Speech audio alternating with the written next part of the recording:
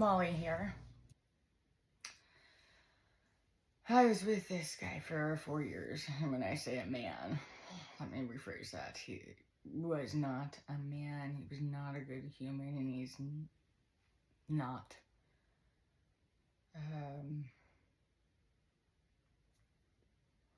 I have a lifelong restraining order against him.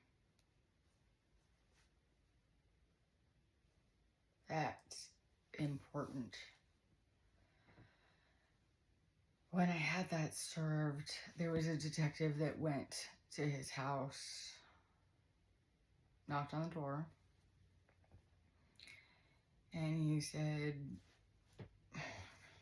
I'm not really sure the exact words of how they delivered that, but he went to hand it to him, and my ex said, I'm not going to take that from you.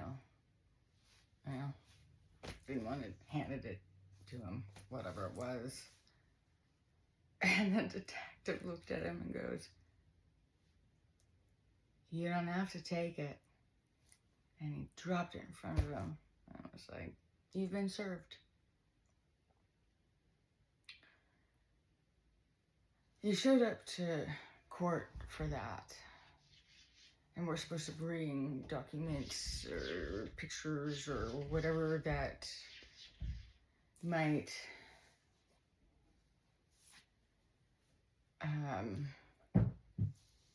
be on each defense. And he brought a picture of me with his family around Christmas. We were all together, and that was his defense. My documents consisted of hospital treatments over the years, police documents, witness testimonies. And the judge looked at him and said, you are the epitome of a wife beater. And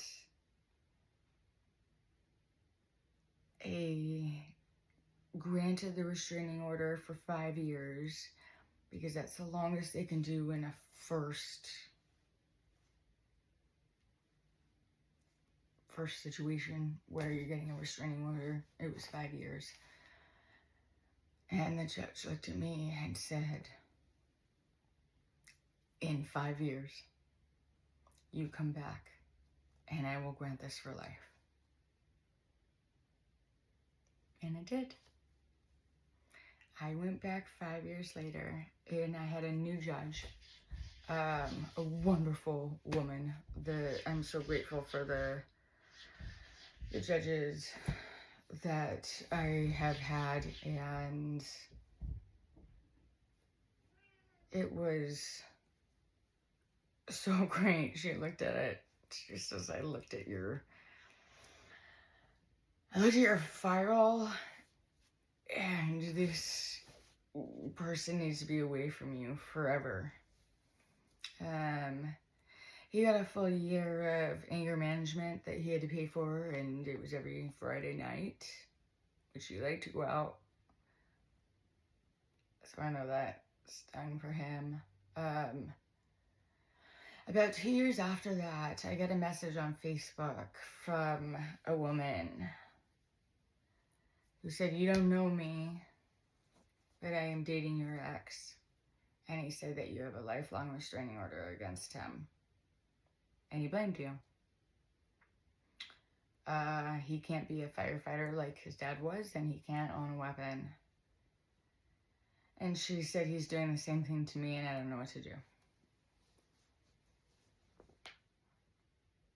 If I could have reached out and hugged this woman, I would have. But I told her he will not change, and it will get worse.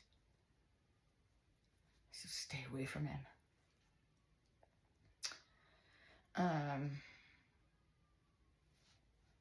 I volunteered at a women's shelter, sharing my story and being on calls, helping women that have been in similar situations. Because that's important because this situation shouldn't happen. And I'm not here to say that it's just men that do this to women. People do this to people. And it shouldn't happen. No one should ever lay a hand on someone else if it's not in a loving and invited manner.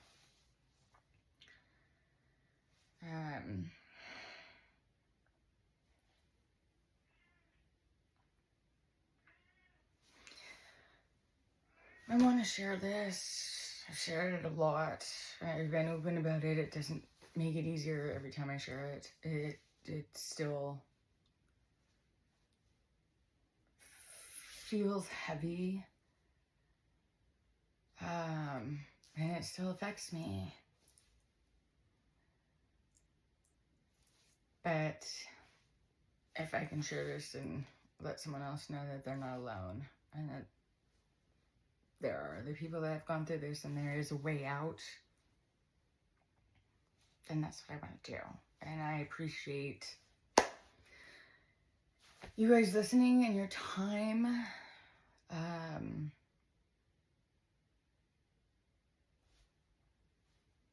There's an upside. And people can get through it. Getting out of a relationship like that is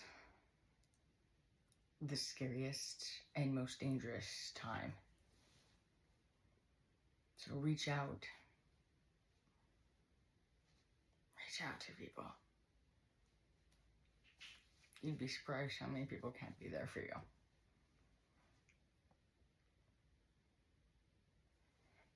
Thank you guys for listening. Thank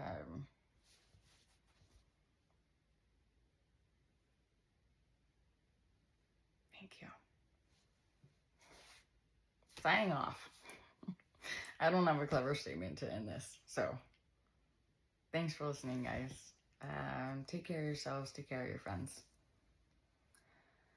take care of your family, and look out for yourself.